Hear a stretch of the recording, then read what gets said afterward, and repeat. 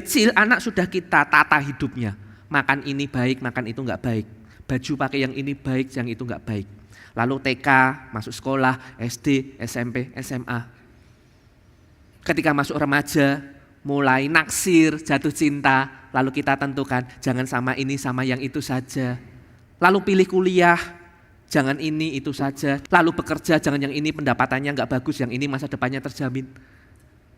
Pertanyaannya saya, sungguhkah kita melakukan itu karena kita mengasihi dia sebagai anak titipan Tuhan, lalu kita dorong dia untuk menemukan panggilannya di dalam Tuhan, atau anak itu hanya alatnya kita karena kita punya agenda? Shalom. Ya, bersyukur kalau kita boleh bebek saja, baik jemaat yang ada di auditorium maupun jemaat yang mengikuti online dari rumah. Kita hari ini akan membahas mengenai kontrol. Ini bagian dari seri khotbah kita selama 1 bulan ini. Kita akan banyak bahas soal seri berhala modern. Kita sudah bahas 2 kali dan hari ini kita sampai di seri berhala kontrol. Nas terambil dari Yakobus 4 ayat 13 sampai 16. Saya akan membacakan versi terjemahan sederhana Indonesia. Jadi Bapak Ibu Saudara kalau di gadget atau bawa Alkitab fisik silakan buka, itu versi terjemahan baru. Nanti saya akan bacakan, mungkin akan ada beberapa kata yang berbeda. Saya akan bacakan versi terjemahan sederhana Indonesia. Demikianlah berita firman Tuhan. Yakobus 4 ayat 13 sampai 16. Mungkin ada di antara kalian yang berkata, hari ini atau besok kami akan pergi ke kota Anu, lalu berdagang di sana selama 1 tahun, dan kami pasti mendapat untung besar. Saudara-saudari, sadarilah, kamu tidak tahu apa-apa tentang hidupmu besok. Hidupmu di dunia ini hanya seperti asap, sebentar ada, sebentar kemudian lenyap. Jadi seharusnya kamu berpikir, kalau Tuhan menghendaki, kami akan hidup dan melakukan ini dan itu. Dengan rencana yang seperti tadi, artinya kamu sombong dan mengandalkan kekuatanmu sendiri. Semua kesombongan seperti itu adalah jahat. Demikianlah berita firman Tuhan yang berbahagialah setiap kita yang membacanya, mendengarnya, merenungkannya, menyimpannya dalam hati dan melakukannya dalam keseharian. Haleluya. Nah Bapak Ibu Saudara, saya tadi pagi waktu datang di ibadah sebelum khotbah yang pagi, keluar dari lift itu di Asher, ada Ibu Yui dan partner-partnernya. Tanya, Pak Roni yang khotbah ya? Kalimat berikutnya, hari ini ada Budi dan Bedu enggak? Nah, tadi waktu di parkiran bawah, waktu saya tadi pergantian ke jam ibadah yang LCS, ketemu satu jemaat, ada yang nanya juga, Pak Roni, Budi dan Bedu nanti ada gitu. Nah ya, karena khotbahnya bisa by request, hari ini kita akan ngomongin Budi dan Bedu. Bapak Ibu Saudara, ada cerita Pak Bedu dan pohon mangga. Nah, Pak Bedu dan pohon mangga. Pak Bedu ini adalah seorang yang tinggal di desa, dia suka sekali merawat tanaman yang berbuah gitu kan. Dia suka koleksi buah-buahan, dia tanam sendiri, dia suka makan buah. Nah, salah satu kebanggaan dia adalah ketika dia pulang dari luar kota dan dia pulang membawa benih mangga. Yang dia waktu rasakan di luar kota emang enak sekali. Lalu dia cari benihnya, dia cari bijinya untuk dia tanam di rumahnya. Ngapain pergi jauh-jauh keluar kota pikirnya kalau bisa tanam sendiri. Nah dia tanam, lalu dia sirami pagi hari, setiap pagi, dia kasih pupuk terbaik. Bahkan dia berbicara kepada pohon itu. Seolah-olah pohon itu bisa ngerti. Pohon mangga kamu harus tumbuh besar dan kuat ya. Aku ingin kamu menghasilkan mangga yang enak. Seenak yang waktu saya makan di luar kota kemarin. Nah Bapak Ibu Saudara, suatu ketika bunga-bunga itu mulai bermunculan di pohon mangga, Pak Bedu mulai melakukan sedikit ritual yang ya ini sedikit aneh gitu, nggak biasanya. Dia tidak hanya merawat pohonnya, tapi dia sudah mulai memberikan arahan-arahan detail kepada pohonnya. Seperti seorang pelatih sepak bola yang melatih tim asuhannya, ini seperti Sintayong gitu kan, melatih timnas Indonesia. Sintayong bisa ngomong Indonesia gak sih? Nah lalu dia ngomong, pohon mangga, ayo manggaku jadilah besar, jadilah manis, dan jangan berulat ya, kamu bisa. Pokoknya jangan sampai ada satu pun yang busuk yang keluar dari pohonmu. Setiap hari dia datang, dia bawa penggaris, dia bawa timbangan kecil, dia ukur mangganya satu persatu, dia timbang, lalu dia catat hasil pengukurannya dalam buku hariannya, dalam buku diary kerjanya. Lengkap dengan diagramnya, ada grafik pertumbuhannya. Nah, tetangga yang melihatnya mulai menggeleng-gelengkan kepala. Edan dikit gitu kayaknya. Nah, tapi Bapak Ibu Saudara, Bedu nggak peduli.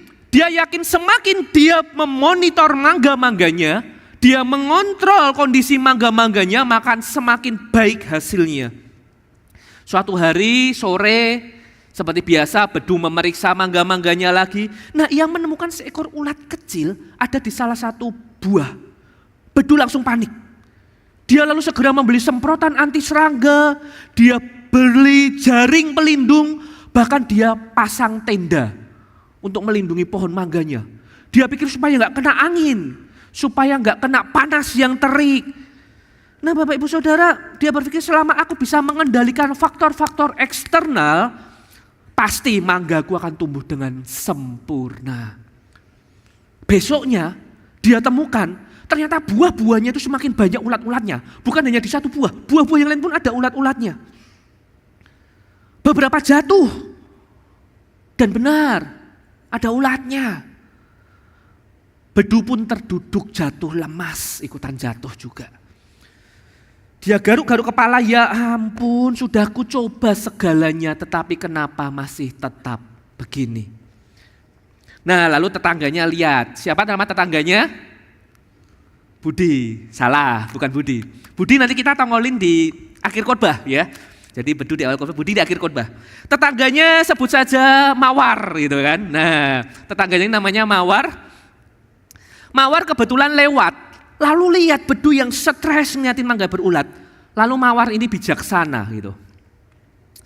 Mawar berkata kepada Bedu, nih Bedu, kau tahu walaupun kau merawat pohon itu dengan baik, kamu itu tetap gak bisa mengatur hasilnya. Mangga itu tetap bisa jatuh, ulat itu bisa muncul, dan hujan itu bisa datang dengan kencang, kau gak bisa kontrol itu. Terkadang kita hanya perlu percaya pada Sang Pencipta yang mengendalikan semuanya, bukan percaya pada diri sendiri. Bedu akhirnya tertawa dalam hatinya bersama dengan Mawar, lalu dia menyadari betapa lucunya ya, dia itu berpikir dia bisa mengendalikan segala sesuatu, termasuk buah dari pohon mangga tanamannya. Maka Bedu pun mulai belajar menikmati mangganya, baik yang tidak ada ulatnya maupun ada ulatnya. Maksudnya bukan menikmati ulatnya, tapi ya dipotong, singkirin ulatnya, dia mulai makan yang gak ada ulatnya gitu. Nah, Bapak Ibu Saudara, kenapa Bedu bisa seperti itu? Karena ketika Bedu menikmati pohonnya, buah mangganya, dia mulai sambil mengingat, menyadari bahwa di dalam hidup ini, tangan kita itu terbatas. Kita itu tidak selalu bisa mengontrol hasil yang kita mau. Tetapi kita bisa mempercayai bahwa ada tangan Tuhan yang tidak terbatas, yang memegang kendali atas segalanya. Nah, mari kita akan masuk ke dalam nas yang kita baca tadi di Yakobus 4. Bapak Ibu Saudara, struktur surat dari Yakobus 4 secara garis besar saja, kenapa bisa muncul perikop yang jangan merencanakan ini dan itu menurut pengertianmu sendiri. Di awal, ayat awal, itu dijelaskan di sana ada keinginan-keinginan manusia yang muncul, keinginan-keinginan daging.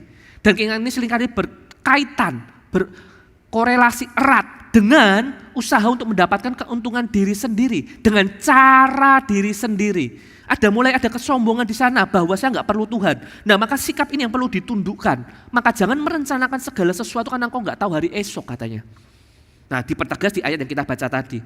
Nah, Bapak Ibu Saudara, ngomongin soal kontrol, mengontrol segala sesuatu, memastikan segala sesuatunya baik. Berhala kontrol, apa itu berhala kontrol? John Piper berkata, berhala kontrol adalah sebuah penolakan to let God be God. Kita nggak mau kasih peran Tuhan itu menjadi Tuhan. Dan justru sebaliknya, kita berusaha untuk bermain peran sebagai Tuhan. Jadi Tuhan yang jelas adalah Tuhan, kita nggak kasih perannya sebagai Tuhan yang mengatur segala sesuatu. Justru kita yang manusia terbatas ini bermain peran seolah-olah kita ini Tuhan. Tapi ya memang bukan Tuhan, orang jelas manusia terbatas. Di area mana saja, dalam semua area hidup kita. Dalam semua aspek bidang-bidang hidup kita. Maka berhala kontrol ini akan mendorong kita untuk mencapai yang namanya security dan certainty. Rasa aman dan kepastian. Kita ingin semuanya itu aman. Kalau sampai nanti ada resesi, maka ekonomi saya aman. Kalau sampai nanti ada wabah penyakit, maka kesehatan saya aman. Kalau sampai nanti ada bencana alam, maka jiwa saya juga aman. Semuanya aman. Dan kita juga ingin kepastian. Kalau saya punya anak, saya ingin anak saya ini pasti nih, STK, SD, SMP, SMA, duitnya ada, uang kuliah ada. Saya ingin saya juga ada kepastian ini, kapan saya beli rumah, kapan saya beli mobil, kapan saya bisa investasi, kapan saya punya rencana ini dan itu bisa terwujud. Dan itu melalui kemampuan kita untuk mengendalikan segala sesuatu termasuk kita sendiri. Kita ingin mengurus segala sesuatunya sendiri tanpa bantuan orang lain. Orang lain kalau dia membantu itu hanya pionnya kita. Tetapi strateginya dari saya, caranya dari saya, bahkan tanpa bantuan Tuhan. Sekali lagi, kita tidak biarkan Tuhan itu menjadi Tuhan. Kita yang ingin jadi Tuhannya. Nah Bapak Ibu Saudara, kapan berhala kontrol ini muncul? Selalu setiap tema saya suka kembali ke Kejadian, awal mula kejatuhan dosa. Di sana dicatat, tetapi ular itu berkata kepada perempuan itu, sekali-kali kamu gak akan mati. Tetapi Allah mengetahui bahwa pada waktu kamu memakannya matamu akan terbuka. Dan kamu akan menjadi seperti Allah, tahu tentang yang baik dan yang jahat. Manusia dengan keterbatasannya, dia ingin mengontrol, memastikan hidupnya aman baik-baik saja. Dia ingin mengetahui apa yang benar, apa yang jahat, supaya dia bisa tetap berjalan pada trek yang benar, dan dia bisa menjauhi trek yang jahat setahu dia. Itu yang dirindukan. Kerinduan untuk mengontrol, memastikan segala sesuatunya baik versinya sudah awal kejatuhan. Kisah-kisah dalam Alkitab, Perjanjian Lama, Perjanjian Baru menunjukkan banyak kisah kejatuhan ini. Saya ambil satu deh, Perjanjian Lama dan Perjanjian Baru. Bapak Ibu tahu kisahnya Yunus yang dikasih Tuhan perintah untuk pergi ke Niniwe. Di sana ada bangsa Asyur yang terkenal sangat jahat sekali, paling jahat pada zamannya. Bangsa itu Tuhan minta Yunus beritakan Injil di Niniwe. Lalu Yunus pergi ke Tarsis. Akibatnya apa? Dimakan ikan. Nah, Yunus tahu Pinocchio mirip sama Yunus. Nah, dibuang dari perahu, lalu ada di perut ikan besar gitu kan. Nah tapi lihat ya, ketika Tuhan kasih perintah pergi ke Niniwe, Yunus berusaha mengontrol, bikin agenda sendiri, malah pergi ke Tarsis. Tuhan gak dikasih kesempatan jadi Tuhan, Yunus mau jadi Tuhan. Bahkan setelah dimakan ikan pun, lalu Yunus akhirnya memang pergi ke Niniwe, dia beritakan Injil, lalu penduduk Niniwe bertobat, Yunus marah. Kenapa Tuhan kasih penduduk itu bertobat? Itu penduduk bejat sekali. Penduduk itu harusnya mati, binasa, musnah. Lihat ya, sekalipun dia sedang memberitakan Injil, ternyata hatinya itu punya berhala kontrol yang masih ingin mengontrol Tuhan. Tuhan tuh gak ngerti apa-apa tentang penduduk Niniwe. Gak layak penduduk Niniwe itu dapat belas kasihan Tuhan. Tuhan tuh salah. Saya punya agenda yang lebih bagus. Itu yang disampaikan oleh Yunus. Di Perjanjian Baru, waktu Yesus ngomong ke para murid tentang penderitaan yang akan Yesus alami. Di ayat kedua, Matius 16, Petrus itu tarik Yesus ke samping. Lalu ngomong, Yesus, kok jangan ngomong kayak gitu. Jangan ya dek ya. Nggak mungkin dong ya, masa Petrus ngomong sama Yesus, jangan dek ya, kurang ajar. Dia tarik tangan Yesus, lalu ngomong, Yesus, kiranya engkau dijauhkan dari hal-hal buruk itu. Hal-hal seperti itu sekali-kali gak akan menimpa engkau. Lalu apa jawaban Yesus? Dia berkata, Petrus gitu? Enggak loh. Yesus berkata, enyahlah iblis. Yesus berkata, enyahlah iblis, engkau itu merupakan suatu batu sandungan bagiku. Sebab engkau cuma mikirin apa yang kau mau, engkau gak mikirin apa yang Allah mau. Petrus punya rencananya sendiri bagi umat manusia, bahkan bagi hidupnya Tuhan Yesus. Yesus jangan via dolorosa, menderita, berat, kau salah langkah kalau via dolorosa. Jangan, dia tarik Yesus. Petrus pun berusaha mengontrol hidup Yesus bahkan. Nah sekarang Bapak Ibu pertanyaannya, kalau memang berhala kontrol itu sudah ada sejak kejatuhan, sepanjang Perjanjian Lama, Perjanjian Baru, di era modern, maka namanya seri berhala modern. Di era modern sekarang Apa implementasinya? Di area mana saja berhala kontrol ini bisa tampak? Pelan-pelan ya, kita dari skup yang paling kecil, paling dekat sama kita, keluarga. Di sini beberapa sudah berusia, punya anak, punya cucu. Saya mau tanya Bapak Ibu, parenting itu bagus atau tidak? Ilmu parenting itu bagus ya. Kita mendidik anak, mempersiapkan hidup anak. Dari kecil anak sudah kita tata hidupnya. Makan ini baik, makan itu enggak baik. Baju pakai yang ini baik, yang itu enggak baik. Lalu TK, masuk sekolah, SD, SMP, SMA. Ketika masuk remaja, mulai naksir, jatuh cinta. Lalu kita tentukan, jangan sama ini, sama yang itu saja. Ya, lihat ya. Lalu pilih kuliah, jangan ini, itu saja. Di kota ini saja, jangan kota yang itu. Lalu bekerja, jangan yang ini pendapatannya enggak bagus, yang ini masa depannya terjamin. Pertanyaannya saya, sungguhkah kita melakukan itu karena kita mengasihi dia sebagai anak titipan Tuhan, lalu kita dorong dia untuk menemukan panggilannya di dalam Tuhan, atau anak itu hanya alatnya kita karena kita punya agenda? Anak yang baik berarti produk yang baik dari pabriknya. Anak yang baik berarti nama baik orang tua. Prestasi anak berarti prestasi orang tua. Pertanyaan bagi setiap kita. Saya lanjut dulu. Di kantor, siapa di sini yang tidak suka duit? Angkat tangan. Enggak ada yang angkat tangan, berarti jujur semua, suka duit semua. Oke. Nah Bapak Ibu Saudara, motivasi kerja apa sih? Cari duit. Lalu apa hubungannya duit dengan berhala? Gampang. Kalau ngomongin berhala yang lain, berhala power misalkan, kuasa. Orang punya duit, duitnya makin banyak, kuasa makin gede. Benar, kita semua kan setuju dengan statement ini? Saya punya anak pemuda, dia bilang, kok cita-cita saya simple. Apa? Saya kalau pergi ke restoran, saya tuh lihat buku menu, saya nggak lihat lagi menu makanannya. Mau lihat apa kok? Mau cari ayat Alkitab di sana ya nggak akan ketemu lah gitu kan. Tapi maksudmu apa? Sekarang ini kok, saya tuh kalau lihat menu saya tuh lihat gambarnya. Lalu saya lihat description-nya, tapi pasti endingnya saya lihat harganya. Dan penentu saya beli makanan atau tidak adalah angkanya. Dia punya cita-cita, simple. Kalau pergi ke restoran, dia lihat buku menu, dia udah nggak lihat lagi angka. Woi, siapa yang pengen gitu? Kayaknya kita pernah di posisi itu atau masih di posisi itu. Saya masih di posisi itu, lihat angkanya. Ya. Ya ketawa yang menghina sekali. Oh, diamini, maksudnya jangan lihat angka. Oke, makasih aminnya. Tapi Bapak Ibu Saudara, perhatikan, ada duit berlebih, duit yang banyak itu kuasa makin gede. Penerimaan, berhala pengakuan, gampang. Bapak Ibu kalau punya duit banyak, Bapak Ibu bisa beli fashion yang mahal-mahal, benar ya? Bisa beli tas yang mahal, yang ada gantungannya Labubu gitu kan. Iya, jadi semua orang tahu, wah ini orang kaya ini gitu kan. Bisa beli mobil, rumah, di tempat-tempat yang bagus lokasinya, yang bermerek, mobil keluaran terbaru, iPhone 16, dan setiap kali Bapak Ibu lewat jalan, saudara-saudara, wah maka semua langsung lihat, terpancar sinar kemuliaan gitu kan, dari bling-bling perhiasan itu. Maka yang muda-muda pingin gebetan siapapun lebih mudah dapat. Ini karena modalnya cukup, pengakuan dan penerimaan itu ada. Lah kalau ngomongin kontrol, apa urusannya sama duit? Ada dua.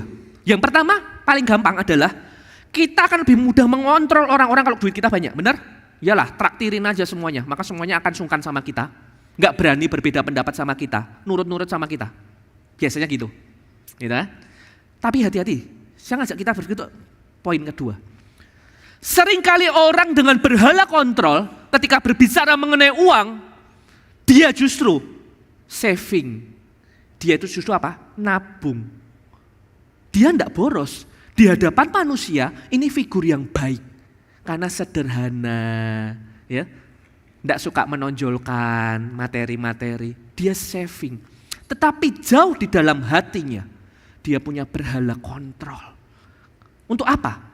Dia ingin memastikan hidupnya 1-2 tahun ke depan itu aman. 10-20 tahun ke depan hidupnya aman. Jadi kalau ada resesi, kalau BPJS tidak bisa bayar, saya bisa dapat pengobatan yang baik. Saya tetap bisa makan makanan yang enak. Lihat Bapak Ibu Saudara, bahayanya berhala kontrol ini. Saya lanjutkan lagi. Di mana lagi berhala kontrol ini bisa ada? Di gereja, ya kan? Di gereja kan, wah ini kudus orang semua gitu kan. Bapak Ibu Saudara, di buku ini ditulis, hari ini di gereja terdapat sebuah lembu emas yang sakral, yang sangat dipuja oleh para pemimpin gereja, yaitu apa? Kontrol. Bahkan Gary McIntosh, nih Bapak Ibu Majelis yang kemarin mikirin roadmap baca buku Perkembangan Gereja Gary McIntosh, tulisan Gary McIntosh ngomong di buku Dark Side of Leadership, dia ngomong, setiap orang pemimpin gereja itu justru punya berhala kontrol, dia mau memastikan semua agenda gereja itu berjalan baik, versinya dia, bukan versinya Tuhan. Nah Bapak Ibu Saudara, di gereja juga ada berhala kontrol. Terakhir siapa yang bisa kita kontrol? Bidang apa atau siapa? Jawabannya adalah Tuhan. Kenapa namanya seri berhala modern? Karena kita memang gak lagi menyimpan berhala. Kalau Bapak Ibu ditanya, engkau nyimpan patung gak di rumah? Mungkin kita jawab enggak. Kalau ditanya engkau simpan jimat tidak di dompetmu? Kita mungkin bisa jawab dengan lantang dan cepat dan kencang. Tidak. Tapi Bapak Ibu Saudara, kita memang gak lagi menyimpan berhala, tapi kita menjadikan atau kita mengontrol Tuhan sebagai berhala kita. Gampangannya gimana? Kita datang ke gereja, kita melayani, tiba-tiba kita sakit, anggota keluarga kena virus, COVID lalu meninggal. Marah gak kita sama Tuhan? Kecewa gak kita sama Tuhan? Tuhan, saya sudah baik-baik saja nih, saya disiplin rohani, saya saat teduh berdoa baca Alkitab. Saya kasih persembahan, saya perpuluhan, tapi toko saya kok sepi. Usaha saya kok bangkrut. Jadi kita punya aturan sama Tuhan, Tuhan kalau saya lakukan A, maka kau lakukan B Tuhan. Ini kita sedang mengontrol Tuhan loh. Tuhan bukan lagi jadi Tuhan. Kita enggak let God be God. Kita yang jadi Tuhan, yang kita punya aturan mainnya. Bapak Ibu tahu perumpamaan, anak yang hilang ada anak sulung, anak bungsu. Anak bungsu itu mengontrol bapaknya dengan cara yang buruk. Anak sulung mengontrol bapaknya dengan cara yang baik. Anak bungsu nuntut bagi warisannya. Sekarang saya mau pergi, saya mau foya-foya. Tetapi anak sulung dia komplain. Ketika anak bungsunya balik dan dirangkul oleh bapaknya, dia komplain. Papa, saya selama ini ada di dalam rumah, saya baik-baik saja, tapi kambing pun engkau gak pernah potong buat saya. Sekarang sapi engkau potong buat anak bungsu. Dia punya aturan, saya yang baik-baik di rumah, maka saya harus dapatkan sapi. Dia kontrol bapaknya. Benar Bapak Ibu Saudara? Hati-hati dengan berhala kontrol ini. Lalu pertanyaannya, sampai di titik ini saya percaya Bapak Ibu ketika mendengar apa yang poin-poin yang tadi saya sebutkan, mungkin akan berkata, loh Pak Roni itu kan hal yang baik toh. Parenting itu hal yang baik, kerja cari duit adalah hal baik. Apa batasannya sampai ini disebut berhala? Bapak Ibu Saudara, benar semua itu adalah hal yang baik. Yang membedakan adalah respon kita. Ketika kita nggak bisa lagi mengontrol, kendali itu lepas, ketika segala sesuatunya berjalan tidak sesuai dengan apa maunya kita, apa respon kita? Ada tabel berhala. Bapak Ibu Saudara, tabel berhala ini, dari tabel berhala ini kita bisa melihat. Di sana ada 4 berhala ya, kekuasaan, power, penerimaan, kenyamanan, dan kontrol. Di sana kolom yang sebelah ada mimpi terburuknya apa, lalu bagaimana orang-orang di sekitar kita akan merasakan, lalu masalah emosi. Nah, masalah emosi ini yang akan menentukan. Kita akan ke paling bawah langsung ke bagian kontrol. Jadi mimpi terburuk orang yang punya berhala kontrol adalah ketidakpastian.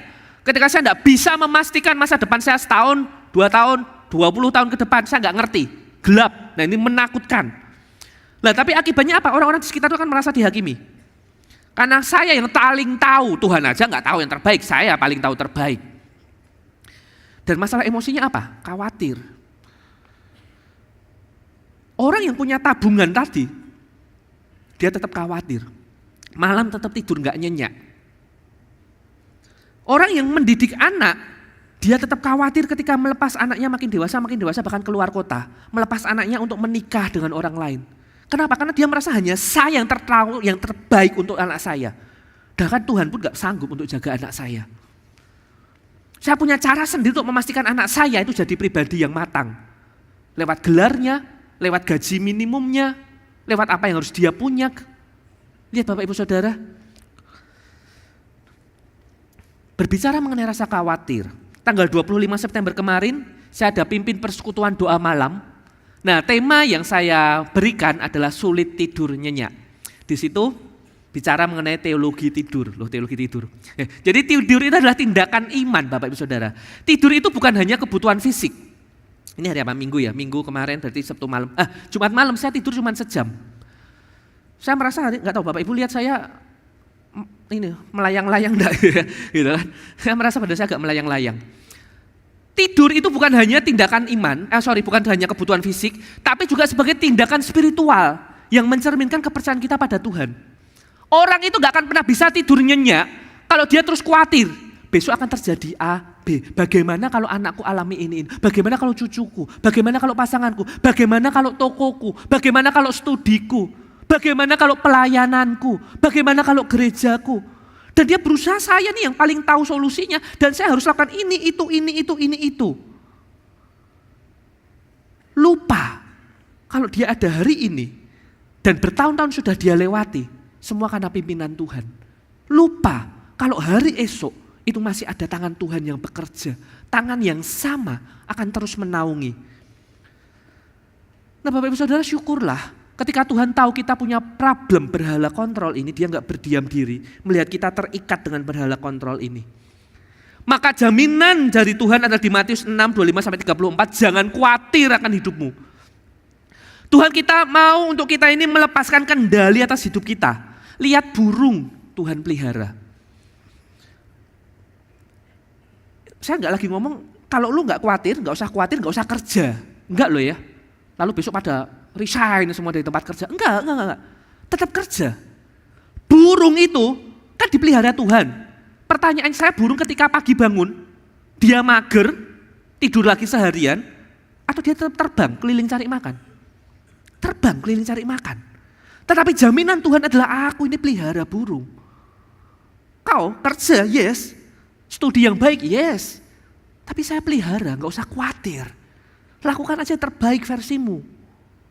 Saya pelihara. Seolah Tuhan mau ngomong tidak ada situasi yang tidak terkendali. Karena Kristus berkuasa atas segala sesuatu demi kepentingan umatnya. Dan bukan hanya situasi yang terkendali, tapi Tuhan turut bekerja mendatangkan kebaikan yang telah Dia janjikan. Semuanya aman Bapak Ibu Saudara. Memang kadang-kala naik turun. Memang kadang-kala memang kita kehilangan. Kadang-kala memang ada yang kita gagal dapatkan sesuai dengan apa yang kita mau. Tapi hari ini kalau kita mau jujur, kita baik-baik saja kok sampai hari ini. Tuhan pelihara. Tapi bersyukur Tuhan kita itu bukan Tuhan yang main paksa. Kau ini gak tahu apa-apa, udah nurut aja pakai cara saya Tuhan. Enggak loh. Bapak Ibu Saudara, saya sampai hari ini di Makassar masih pakai yang namanya GPS.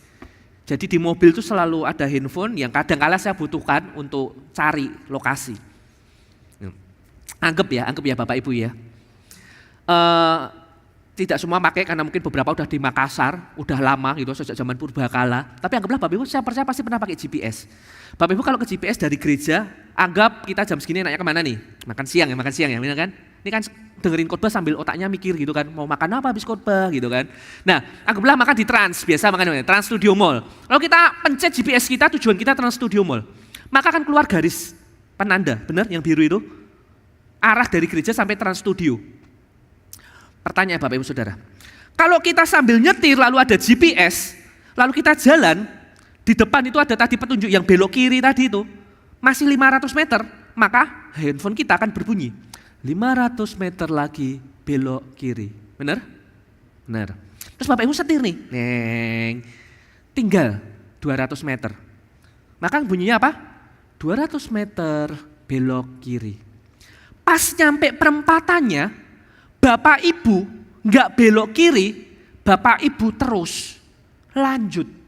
Maka GPS-nya kan bunyinya kelewat. Tadi belok kiri. Nggak dengerin, gitu. Dasar bego. GPS bilang gitu. Lalu kita terus ngotot masih terus lagi. Ternyata benar, di depan buntu ada perbaikan jalan. GPS-nya ngomong apa? Apa saya bilang? Makin bego gitu. Enggak tahu Bapak Ibu. Ketika di perempatan tadi kita terus baru semeter kita maju, maka GPS kita akan apa? Rerouting. Benar ya? Rerouting. Dia cari arah baru, garis biru yang baru muncul, tapi goalnya tetap apa? TSM. Lalu kita kan masih terus lagi, bahkan kita belok kanan makin menjauh. Apa yang terjadi? Dia rerouting lagi. Garis birunya makin panjang, durasi waktunya makin lama, mungkin makin beribet, belok-belokannya makin banyak, tapi goalnya tetap Trans Studio. Itulah kebaikan Tuhan ketika kita sok jagoan merasa bisa kontrol ini dan itu. Sama kayak bangsa Israel dulu. 4 tahun kau masuk Kanaan, kau bandel, muter jadi 40 tahun. Tapi goalnya kan tetap Kanaan. Dia tetap memegang kendali. Kita aja yang jadi susah hidupnya. Muter. Bapak Ibu Saudara, yuk kita belajar berserah sama Tuhan. Kita itu berserah penuh pada pimpinannya tadi loh. Belok kiri, ya belok kiri. Tapi kadang-kadang kita punya cara mainnya sendiri. Bulan 9 saya ada main ke rumah Pendeta Emeritus Theophilus Boon. Nah di sana ngobrol-ngobrol, mereka sambut dengan ramah. Nah Bapak Ibu Saudara, biasa kalau bertamu dapat apa? Dapat cemilan kan, cemilan keluar. Kalau bertamu kan enak kan? Nah saya ingat yang berkesan adalah keluar puding. Saya tuh paling suka makanan manis. Wih, puding saya sikat lah gitu kan. Ih enak banget. Saya bilang, Simu bikin sendiri ya? Lalu dijawab, oh enggak kok, dikasih jemaat gitu. Nah makanya jemaat yang merasa kasih puding ke Pendeta Theophilus Boon, rumah saya di Pastori Limboto, belum pindah. Nah ini info aja, belum pindah, bukan minta, cuma info belum pindah gitu ya. Nah yang berkesan puding, tapi selain puding apa yang berkesan? Waktu ngobrol-ngobrol ngomongin gereja juga, kan ngomongin gereja, biar kan hamba Tuhan ngomongin gereja, ngomongin jemaat gitu lagi, bayin jemaat kan gitu loh. Nah ada satu statement dari Pak Boon yang menarik adalah dia ngomong gini, kita kalau berserah sama Yesus, ya sudah berserah penuh. Percaya saja sama Yesus. Jangan berserah tapi setengah-setengah. Jangan berserah tapi masih sibuk atur ini itu. Bapak Ibu, berapa banyak dari kita yang ngomong percaya Yesus percaya, tapi agendanya tuh agendaku. Caranya tuh caraku, setengah-setengah. Nyalain GPS, tapi buat teman doang aja, biar kayak punya teman di mobil. Tapi jalannya saya sendiri. Saya punya GPS versinya saya sendiri. Bapak Ibu Saudara, kita kembali ke mobil. Kita punya kendali yang tadi ya, ada GPS, kita pegang setir. Sekarang, saya ajak Bapak Ibu Saudara, siapa punya anak, siapa di rumah pernah pasang alat ini? Bisa tampilkan? Bapak Ibu, ini setir mainan. Jadi kalau kita punya anak, Dedi, mau setir, mau pegang mobil, kita akan ngomong, lu masih kecil. Injek pedal gas saja kakinya nggak nyampe, mau setir. Tapi mau. Lalu kita apa? Kita cari mainan ini, kita tempelkan di yang sebelah kiri, di samping, bener ya? Di samping setir yang sungguhan. Lalu anak kita, duduk di situ, dia sambil setir, terus dia putar setirnya ke kanan, mobilnya ke kanan. Dedi, udah bisa setir. Merasa pegang kendali, tapi itu ilusi. Kenapa? Karena yang mengontrol sesungguhnya, driver sejatinya, bukan saya yang pegang setir mainan ini. Bapak Ibu Saudara, itu ilusi berhala kontrol. Tampaknya saya ini bisa mengendalikan hidup saya, tapi lupa ada tangan sejati yang memegang hidup kita, memastikan segala sesuatunya aman. Oke, sekarang kita ngerti berhala kontrol itu jahat, berbahaya, terus pertanyaannya bagaimana cara nyingkirinya? Nah saya kembali ke Timothy Keller, ini bapak berhala dunia, bukan bapak yang ngidupin berhala, enggak, bukan dia pelihara berhala. Bapak yang banyak ngomongin mencetuskan ide konsep tentang berhala yang akhirnya dibicarakan oleh banyak teolog. Timothy Keller ngomong gini, kita nggak akan pernah bisa menyingkirkan, mencabut berhala Karena berhala itu kan tumbuh lagi, cabut lagi, tumbuh lagi. Jadi caranya gimana? Alihkan perhatian kita pada sesuatu yang lebih menarik dari berhala, lebih keren dari berhala, lebih mempesona hati kita daripada berhala. Yaitu siapa? Yesus. Kita ini makhluk penyembah, kita diciptakan untuk menyembah, benar ya? Menyembah Tuhan pencipta. Tapi karena kejatuhan dosa, maka kita menyembah yang lain. Patung-patung dan segala macamnya, karir, keluarga, pelayanan, apapun itu. Nah, bagaimana kita bisa lepas dari ini? Kembaliin porsi penyembahan itu kepada tempat yang seharusnya. Bapak Ibu Saudara, karena Injil kita hari ini sudah banyak melihat dari rangkaian yang ada. Di masa lalu, sejak awal mula kisah penciptaan, ada tangan Tuhan yang bekerja. Tangan Tuhan yang mengontrol segala sesuatunya dengan amat baik. Boleh tampilkan slide berikutnya. Bapak Ibu Saudara, alam semesta, galaksi ditata sedemikian rupa, tidak ada yang tabrakan, bukan? Sejak awal penciptaan segala sesuatunya itu baik, itu di masa lalu. Karena Injil, maka kita bisa melepaskan keinginan kita sekarang, kita hidup di hari ini, untuk mengendalikan segala sesuatu dan menyerahkan segala kekhawatiran, kecemasan kita kepada Tuhan. Karena kita percaya apa? Hari ini ada Tuhan yang memegang kendali dan rencananya itu selalu yang terbaik buat anak-anaknya. Karena Injil maka kita mampu menyerahkan masa depan. Segala rencana kita dan keluarga kita kepada Tuhan. Karena kita tahu bahwa Dia yang memberikan anaknya buat kita. Dia udah kasih yang terbaik. Akan memelihara kita di dalam kasih-Nya. Masa lalu, masa kini dan masa depan kita aman. Gak perlu sibuk kontrol kok ini dan itu. Karena ada tangan Tuhan yang memelihara Bapak Ibu Saudara. Saya tutup khotbah hari ini dengan ilustrasi penutup, siapa? Budi. Nah Bapak Ibu Saudara, Budi adalah seorang pria sederhana yang sangat mencintai keluarganya. Istrinya cantik, sebut saja Susi. Ya, Budi kan di Indonesia kan ini Ibu Budi, Susi namanya familiar gitu kan. Lalu mereka punya 2 anak yang lucu-lucu usia 7 tahun dan 4 tahun, cowok dan cewek. Kasih aja yang namanya Mili dan Kitty. Karena kalau katanya Tukul itu Susi si Mili Kitty gitu kan. Jadi istrinya Susi, anaknya cowok Mili, anaknya cewek Kitty gitu. Nah Bapak Ibu Saudara, bagi Budi, keluarganya ini, Susi Mili Kitty ini adalah dunianya, kebanggaannya, prestasinya yang paling mulia. Ini sumber sukacita, damai, sejahtera dalam hidupnya. Setiap malam sebelum tidur Budi selalu pandangi wajah anak-anaknya, istrinya yang mulai tertidur lelap. Lalu dia duduk berdoa di sampingnya. Dia berkata, Tuhan lindungi mereka. Jangan sampai hal-hal buruk terjadi pada mereka. Tiap hari gak ada satu malam pun terlewat. Budi bukan orang yang kaya, tapi ia pekerja keras. Ia mengatur setiap rupiah dengan cermat. Dia berpikir selalu jauh ke depan. Dia sisihkan uang untuk tabungan pendidikan anak-anaknya. Untuk bayar asuransi kesehatan, bahkan ambil asuransi jiwa untuk berjaga-jaga. Dia merencanakan perjalanan keluarga mereka dengan hati-hati. Ketika mau holiday dia hindari tempat-tempat yang beresiko. Dia dengerin dulu perkiraan cuaca sehari sebelumnya. Dia memastikan semuanya aman, tidak ada pilihan salah. Suatu hari istrinya bilang, saya mau pergi ke tempat papa mama di desa. Besok Sabtu.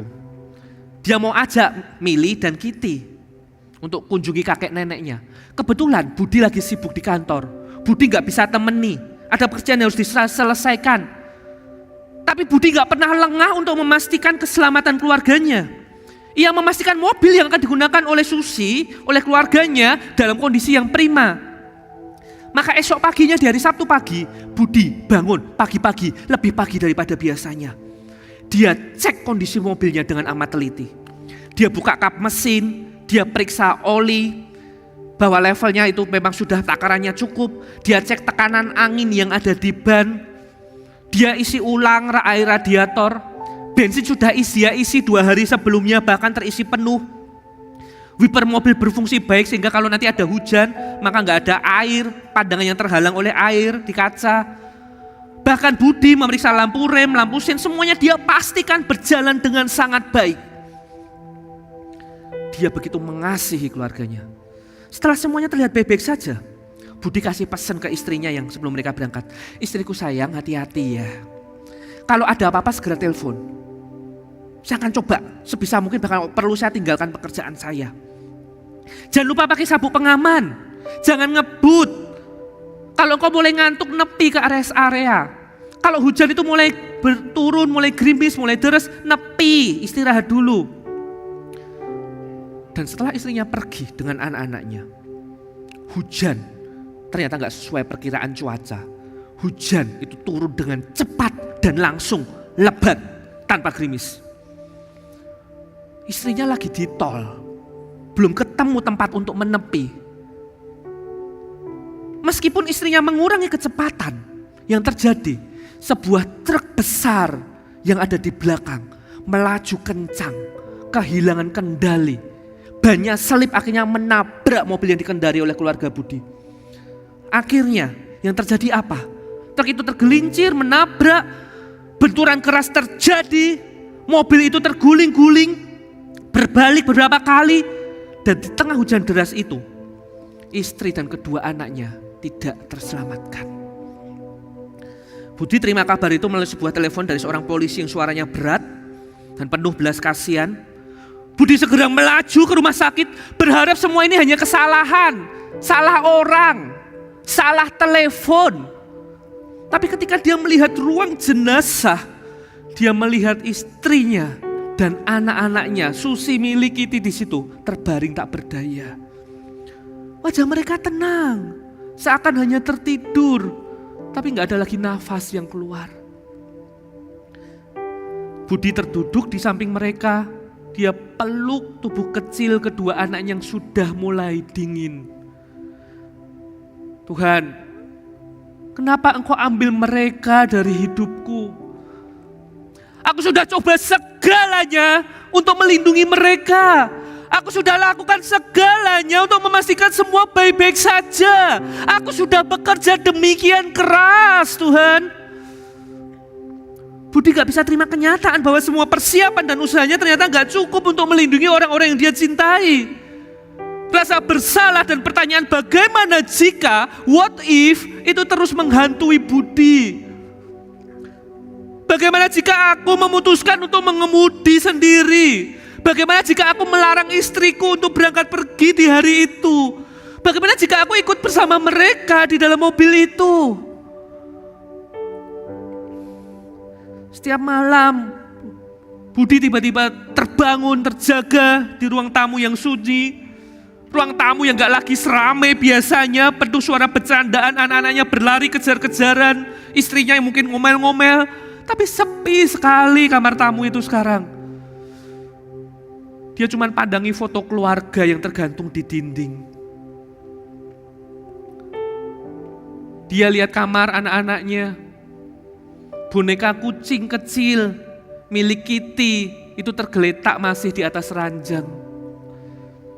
Dia lihat sudut ruangan, masih ada bola sepak bola yang biasa Mili mainkan. Masih kotor, belum sempat dibersihkan. Budi merasakan kehidupan yang hampa, kehampaan yang tak terkatakan. Dia masih sering nanya sama Tuhan dengan suara parau yang hampir tanpa harapan, mengapa Tuhan? Mengapa semua usahaku itu gak cukup untuk menjaga keluargaku? Untuk memastikan hidupku aman-aman saja, hidup mereka baik-baik saja. Di tengah malam yang gelap, Budi mulai ingat kembali firman Tuhan yang sering didengarnya di gereja. Dia buka Alkitab, ada pembatas di sana, dia buka, dia ingat. Satu ayat bicara Allah itu begitu mengasihi dunia ini, begitu besar kasihnya sehingga Ia berikan anaknya yang tunggal, Yesus Kristus, mati buat kita semua. Di tengah rasa sakit yang dia rasakan, ketidakpahaman itu, Budi sadari sesuatu yang lebih mendalam lagi. Bahwa ada satu pribadi yang ngerti rasa sakitnya, ada satu pribadi yang ngerti penderitaannya. Budi mulai melihat Yesus yang gak bersalah. Yesus yang bersalah itu juga menanggung penderitaan yang tidak terbayangkan. Di tangan Getsemani, Yesus itu berdoa dengan air mata dan tetesan keringat yang seperti darah. Dia berkata, Bapa kalau boleh cawan ini berlalu, tapi bukan kehendakku, tapi kehendak-Mu. Yesus tahu apa artinya menghadapi penderitaan yang seharusnya dia nggak terima. Tapi dia tetap pilih taat pada kehendak Bapa sampai mati di kayu salib. Bapak Ibu Saudara, Budi mulai belajar datang pada Tuhan.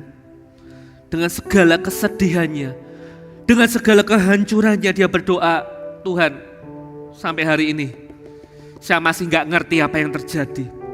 Tapi aku tahu Engkau tidak meninggalkan aku sendirian dalam penderitaanku. Engkau sendiri tahu apa artinya kehilangan, karena Engkau memberikan anak-Mu yang tunggal buat kami, buat saya. Tolong ajari aku Tuhan untuk percaya pada kasih-Mu, bahkan di tengah kesakitan ini. Lambat laun, Budi sadar bahwa penghiburan sejatinya bukan pada jawaban mengapa tragedi ini terjadi, tapi pada janji Tuhan yang berkata, aku sekali-kali tidak akan membiarkan engkau, dan aku sekali-kali tidak akan meninggalkan engkau. Salib Kristus itu menjadi pengingat Tuhan mendampingi kita semua, bahkan dalam penderitaan yang paling dalam, bahkan ketika kondisi berjalan tidak sesuai yang kita harapkan. Saudaraku, mari tundukkan kepala. Setiap kita datang ke ruangan ini, kita bawa masing-masing kekhawatiran, kecemasan, ekspektasi yang tidak terwujud, hal-hal yang terjadi begitu tiba-tiba, begitu mendadak di hidup kita, dan merubah segala sesuatunya demikian cepat, sehingga kita kehilangan apa yang kita banggakan, apa yang membuat kita nyaman dan tenang. Dan kita nggak tahu apakah masih ada harapan di hari esok. Tuhan bilang sekalipun hari esok tampaknya nggak ada harapan, dan engkau nggak tahu hari esok akan terjadi apa. Aku mau pegang erat tanganmu, aku mau pimpin engkau. Ayo maju selangkah demi selangkah. Kalau kita masih punya berhala kontrol, masih banyak kekhawatiran, saudaraku, let God be God. Percaya saja sama Tuhan. Dia gak pernah kasih yang gak baik, selalu yang terbaik. Terbaik adanya tunggal dia kasih. Maka pergumulan apapun kita sekarang, let God be God. Karena hanya Dia satu-satunya alasan kita boleh ada sampai hari ini. Karena Dia satu-satunya pengharapan kita hidup hari ini. Tiada satu pun dapat ku banggakan, semua karena cinta-Mu. Ini hidup kami Tuhan, pegang kami, jangan lepaskan kami. Engkau yang sudah memegang masa lalu kami, Engkau Tuhan yang ada di masa kini, dan Engkau Tuhan yang memegang masa depan kami. Engkau Tuhan yang sanggup mengubahkan hidup kami baik, sama seperti ketika Engkau sejak awal mula menciptakan kami baik. Tolong kami Tuhan, tolong kami. Saya gak sanggup lagi kontrol hidup saya Tuhan. Tolong saya Tuhan, tolong saya. Dan ini permohonan setiap kami yang ada di ruangan ini Tuhan. Kami yang ada di rumah, jangan pernah lepaskan kami Tuhan. Ini hidupku Tuhan. Pegang erat setiap kami Tuhan. Jangan pernah tinggalkan Engkau Immanuel Tuhan yang menyertai setiap kami.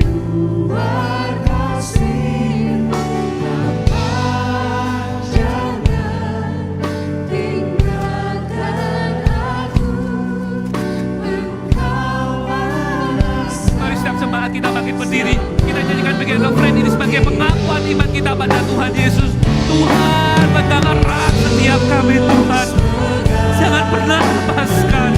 Biarlah kehendak-Mu yang jadi dalam hidup kami Tuhan.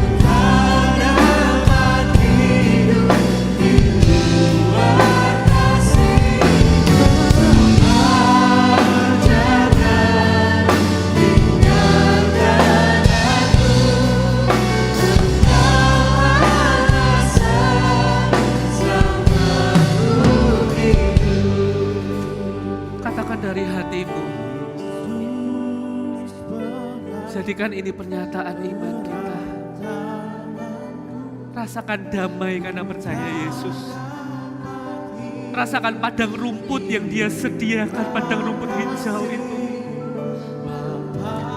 Rasakan pelukannya yang erat dan penuh kasih. Engkau alasan selama ku hidup. Cuma saja nyanyikan pujian ini sekali lagi dari hatimu yang terdalam.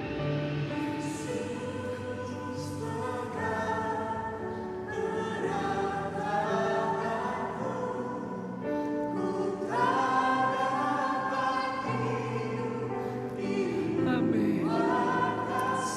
Amin, Jesus. Thank you, Jesus. Thank you.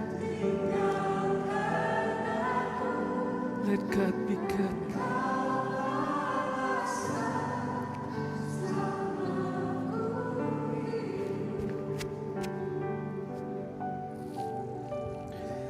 Matius 6 ayat 34 versi bahasa Indonesia masa kini. Oleh sebab itu janganlah khawatir tentang hari esok, sebab besok ada lagi khawatirnya sendiri. Hari ini sudah cukup kesusahannya, tidak usah ditambah lagi.